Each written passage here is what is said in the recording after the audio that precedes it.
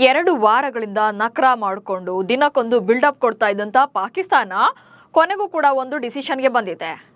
ನಾವು T20 ವಿಶ್ವಕಪ್ನಲ್ಲಿ ಭಾಗವಹಿಸ್ತೀವಿ, ಆದರೆ ಭಾರತ ವಿರುದ್ಧದ ಪಂದ್ಯವನ್ನು ಮಾತ್ರ ಆಡಲ್ಲ ಅಂತ.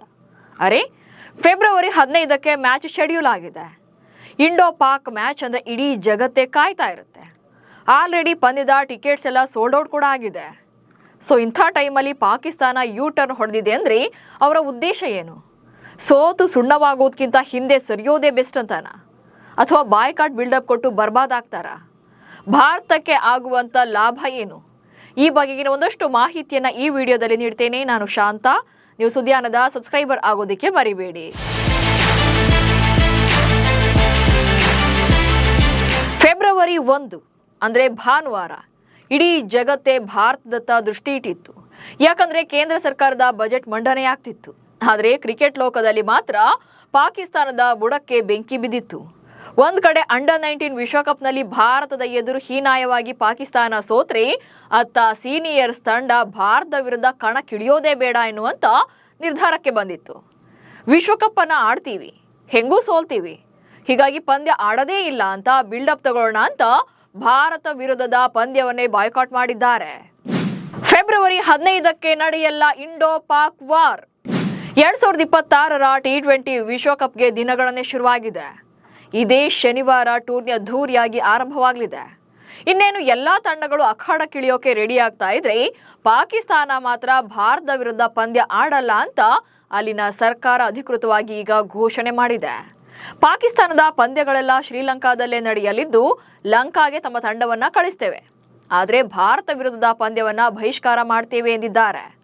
ಆದರೆ ಯಾವ ಕಾರಣಕ್ಕೆ ಇಂಥದ್ದೊಂದು ನಿರ್ಧಾರವನ್ನ ಮಾಡಿದ್ದೇವೆ ಅನ್ನೋದನ್ನ ಎಲ್ಲೂ ಕೂಡ ಹೇಳ್ಕೊಂಡಿಲ್ಲ.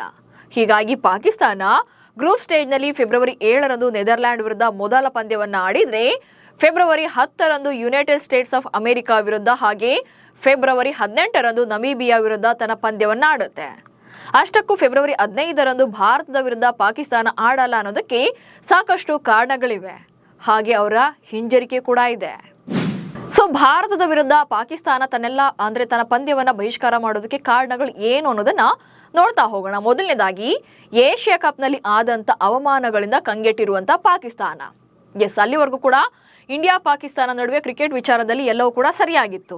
ದ್ವಿಪಕ್ಷೀಯ ಸರಣಿಗಳು ನಡೆಯದೇ ಇದ್ರೂ ಕೂಡ ICC ಅಥವಾ ಏಷ್ಯಾ ಕಪ್ ಅಂತ ಬಂದಾಗ ಉಭಯ ತಂಡಗಳು ಕೂಡ ಕಣಕ್ಕಿಳಿದು ಆಡ್ತಾ ಇದ್ವು.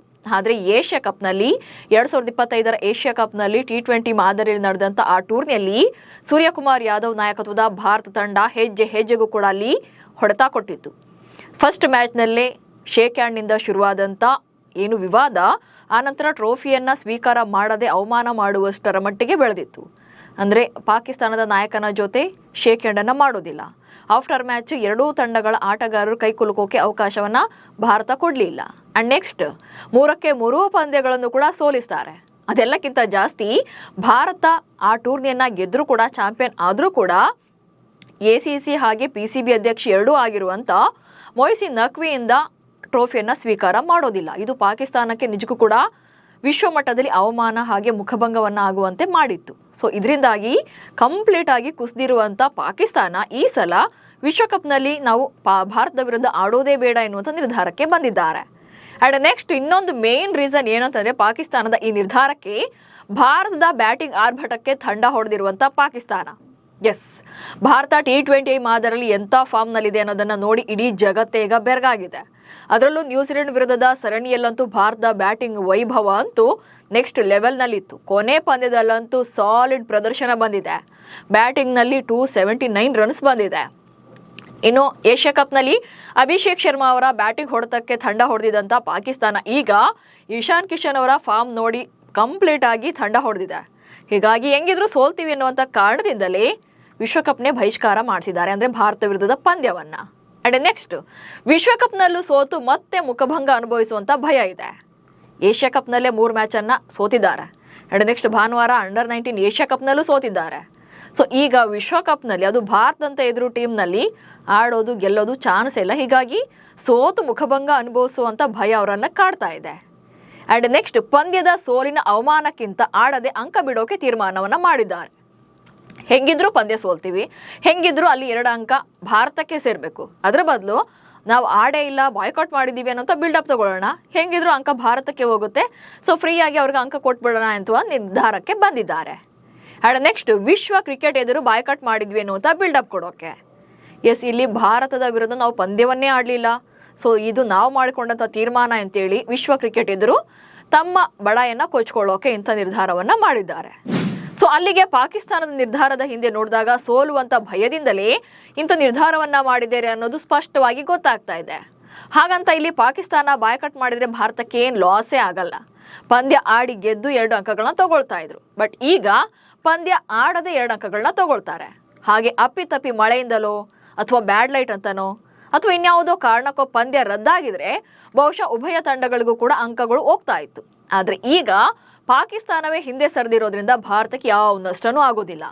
ಪಾಕಿಸ್ತಾನವೇ 2 ಅಂಕಗಳನ್ನು ಕಳ್ಕೊಳ್ಳುತ್ತೆ. ಯಾಕಂದ್ರೆ ಪಂದ್ಯ ಆಡೋಕೆ ಸೂರ್ಯಕುಮಾರ್ ಯಾದವ್ ನಾಯಕತ್ವದ ಭಾರತ ತಂಡ ರೆಡಿಯಾಗಿದೆ. ಸೊ 2 ಅಂಕಗಳನ್ನು ಕೊಡಬೇಕಾಗುತ್ತೆ. ಜೊತೆಗೆ ರನ್ ರೇಟ್ ಸುಧಾರಣೆ ಆಗುತ್ತೆ ಕೂಡ. ಪಾಕಿಸ್ತಾನಕ್ಕೆ ಪಾಯಿಂಟ್ಸ್ ಜೊತೆಗೆ ನೆಟ್ ರನ್ ರೇಟ್ ಮೇಲೂ ಕೂಡ ಹೊಡೆತ ಬೀಳುತ್ತೆ. ಸದ್ಯ ಪಾಕಿಸ್ತಾನದ ಈ ಹುಚ್ಚಾಟಕ್ಕೆ ಐಸಿಸಿ ಕೂಡ ಲಾಸ್ಟ್ ವಾರ್ನಿಂಗ್ ಕೊಟ್ಟಿದೆ. ನಿರ್ಧಾರವನ್ನ ಪರಿಶೀಲಿಸಿ ಇಲ್ದಿದ್ರೆ ದೀರ್ಘಕಾಲೀನ ಸಮಸ್ಯೆ ಎಂದು ವಾರ್ನಿಂಗ್. ಪಾಕಿಸ್ತಾನದ ಈ ನೌಟಂಕಿ ಆಟದ ಬಗ್ಗೆ ಅಸಮಾಧಾನಗೊಂಡಿರುವಂತಹ ಐಸಿಸಿ ಪಾಕಿಸ್ತಾನ ಕ್ರಿಕೆಟ್ ಬೋರ್ಡ್ಗೆ ಬಹಿರಂಗ ಪತ್ರವನ್ನ ಬರೆದಿದೆ.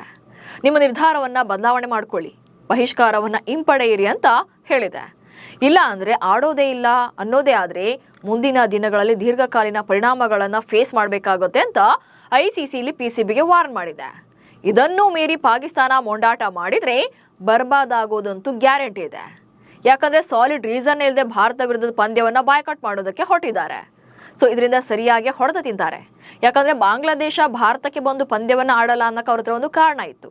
ನಮ್ಮ ಪಂದ್ಯಗಳನ್ನ ಶ್ರೀಲಂಕಾಗೆ ಶಿಫ್ಟ್ ಮಾಡಿಲ್ಲ, ನಾವು ಆಡೋಲ್ಲ ಅಂತ ಹೇಳಿದ್ರು. ಸೊ ಅದು ಅವರ ರೀಸನ್. ಬಟ್ ಇಲ್ಲಿ ಭಾರತ ವಿರುದ್ಧ ಪಂದ್ಯವನ್ನ ಆಡಲ್ಲ ಅಂತ ಹೇಳೋಕೆ ಪಾಕಿಸ್ತಾನಕ್ಕೆ ಯಾವುದೇ ಕಾರಣ ಇಲ್ಲ. ಹೀಗಿದ್ರು ಕೂಡ ಇಂಥ ಹುಚ್ಚಾಟವನ್ನ ಆಡ್ತಾ ಇರೋದಕ್ಕೆ ಸರಿಯಾಗಿ ಹೊಡೆತ ಬೀಳುತ್ತೆ. ಜೊತೆಗೆ ಬರ್ಬಾದಾಗುವಂತ ಎಲ್ಲ ಚಾನ್ಸಸ್ ಇದೆ. ಸೊ ಬಾಯ್ಕಾಟ್ ಬೆಂಕಿಗೆ ಬಿದ್ದಿರುವಂತ ಪಾಕಿಸ್ತಾನದಿಂದ ಸೊ ಏನೆಲ್ಲ ಅವರಿಗೆ ಎಫೆಕ್ಟ್ ಆಗುತ್ತೆ ಅನ್ನೋದನ್ನು ಕೂಡ ಒಂದೊಂದಾಗಿ ನೋಡ್ತಾ ಹೋಗೋಣ. ಐಸಿಸಿ ಟೂರ್ನಿಯಿಂದಲೇ ಪಾಕಿಸ್ತಾನವನ್ನ ಹೊರಹಾಕಬಹುದು. ಎಸ್, ಈಗ ಭಾರತದ ವಿರುದ್ಧ ಬಾಯ್ಕಾಟ್ ಮಾಡ್ತೀವಿ, ನಾವು ಪಂದ್ಯವನ್ನ ಆಡಲ್ಲ ಅಂತ ಹುಚ್ಚಾಟ ಅಥವಾ ಮೊಂಡಾಟ ಮಾಡ್ತಾ ಇರುವಂತ ಪಾಕಿಸ್ತಾನವನ್ನ ಬೇಡ, ನೀವು ಟೂರ್ನಿಯನ್ನೇ ಆಡೋದು ಬೇಡ, ಬರೀ ಭಾರತದ ವಿರುದ್ಧ ಯಾಕೆ ಯಾವ ಪಂದ್ಯಗಳನ್ನು ಆಡೋದು ಬೇಡ, ಸೊ ನೀವು ಟೂರ್ನಿಯಿಂದಲೇ ಹೊರಬಿದ್ಬಿಡಿ ಅಂತ ಹೇಳಿ ಅವರನ್ನ ಟೂರ್ನಿಯಿಂದಲೇ ಹೊರಹಾಕುವಂತ ಅಧಿಕಾರ ಈಗ ಐಸಿಸಿ ಮುಂದಿದೆ. ಅಂಡ್ ನೆಕ್ಸ್ಟ್, ಐಸಿಸಿಯಿಂದ ಸಿಗುವಂತ ವಾರ್ಷಿಕ ಆದಾಯಕ್ಕೆ ಸಂಬಂಧಪಟ್ಟಂತೆ ನಿರ್ಬಂಧವನ್ನು ಹಾಕಬಹುದು. ಐಸಿಸಿಯಿಂದ ಪ್ರತಿ ವರ್ಷ ತನ್ನ ಸದಸ್ಯ ರಾಷ್ಟ್ರಗಳಿಗೆ ಇಂತಿಷ್ಟು ಹಣ ಅಥವಾ ಇಂತಿಷ್ಟು ಆದಾಯ ಅಂತೇಳಿ ಅವರಿಗೆ ಹಂಚಿಕೆಯನ್ನು ಮಾಡಲಾಗುತ್ತೆ. ಐಸಿಸಿ ಟೂರ್ನಮೆಂಟು, ದ್ವಿಪಕ್ಷೀಯ ಸರಣಿಗಳು ಹೀಗೆ ಎಲ್ಲದಿಂದಲೂ ಸೇರಿ ವಾರ್ಷಿಕ ಇಷ್ಟು ಹಣ ಅಂತೇಳಿ ಅವರಿಗೆ ಸಂದಾಯವನ್ನು ಮಾಡಬೇಕಾಗುತ್ತೆ. ಆದರೆ ಪಾಕಿಸ್ತಾನ ಇಂಥದ್ದೊಂದು ಹುಚ್ಚಾಟ ಆಡ್ತಾ ಇರೋದಕ್ಕೆ ಇದನ್ನೇ ಕಾರಣವನ್ನಾಗಿ ನೀಡಿ ಅವರ ಆದಾಯಕ್ಕೂ ಕೂಡ ಬ್ರೇಕ್ ಹಾಕಬಹುದು ಅಥವಾ ಕಟ್ ಆಫ್ ಮಾಡಬಹುದು. ಅಂಡ್ ನೆಕ್ಸ್ಟ್, PSL ನಲ್ಲಿ ವಿದೇಶಿ ಆಟಗಾರರಿಗೆ ಐಸಿಸಿ ಎನ್ಒಸಿಗಳನ್ನು ನಿರಾಕರಣೆ ಮಾಡಬಹುದು.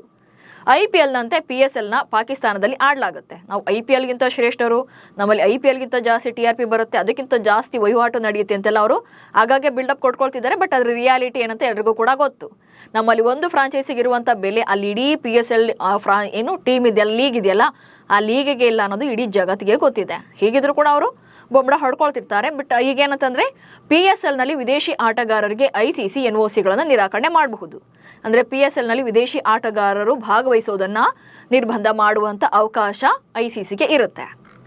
ಹಾಗೆ ಐಸಿಸಿ ರ್ಯಾಂಕಿಂಗ್ ಮತ್ತು WTC ಅಂಕಗಳ ಮೇಲೂ ಕೂಡ ಪರಿಣಾಮ ಬೀರುವಂತ ಚಾನ್ಸಸ್ ಇರುತ್ತೆ.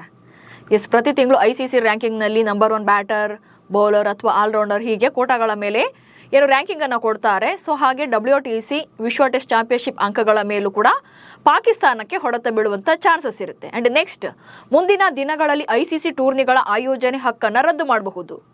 ಎಸ್, ಮುಂದೆ ವಿಶ್ವಕಪ್ಗಳಂಥ ಟೈಮ್ಗಳಲ್ಲಿ, ಐಸಿಸಿ ಟೂರ್ನಿಗಳಂಥ ಟೈಮಲ್ಲಿ, ಅದು ಮಹಿಳೆಯರದಿರ್ಬೋದು ಅಥವಾ ಮೆನ್ಸ್ ಇರ್ಬೋದು, ಸೊ ಯಾವುದೇ ವಿಶ್ವಕಪ್ ಅಂತ ಟೂರ್ನಿಗಳು ಬಂದಾಗ ಪಾಕಿಸ್ತಾನಕ್ಕೆ ಆಯೋಜನೆ ಮಾಡುವಂಥ ಹಕ್ಕನ್ನು ರದ್ದುಪಡಿಸುವಂಥ ಅಧಿಕಾರ ಐಸಿಸಿ ಬಳಿಗೆ ಇರುತ್ತೆ. ಯಾಕಂದ್ರೆ ಈಗ ಬೇಕಾಬಿಟ್ಟಿ ಸುಖ ಸುಮ್ಮನೆ ಈಗ ರೀಸನ್ನೇ ಇಲ್ಲದೆ ಈ ರೀತಿಯಾಗಿ ಬಾಯ್ಕಟ್ ಬೆದರಿಕೆಯನ್ನು ಹಾಕೋದು ಅಥವಾ ಹುಚ್ಚಾಟವನ್ನ ಮಾಡೋದ್ರಿಂದ ಅವರಿಗೆ ಬುದ್ಧಿ ಕಲಿಸಬೇಕು ಅಂತೇಳಿ ಮುಂದಿನ ದಿನಗಳಲ್ಲಿ ಐಸಿಸಿ ಟೂರ್ನಿಗಳ ಆಯೋಜನೆ ಹಕ್ಕನ್ನೇ ಕಿತ್ಕೊಳ್ಳುವಂತ ಅವಕಾಶ ಕೂಡ ಇರುತ್ತೆ. ಹೀಗೆ ಮುಂದಿನ ದಿನಗಳಲ್ಲಿ ಪಾಕಿಸ್ತಾನ ಹೆಜ್ಜೆ ಹೆಜ್ಜೆಗೂ ಕೂಡ ನಷ್ಟನೇ ಅನುಭವಿಸಬೇಕಾಗುತ್ತೆ.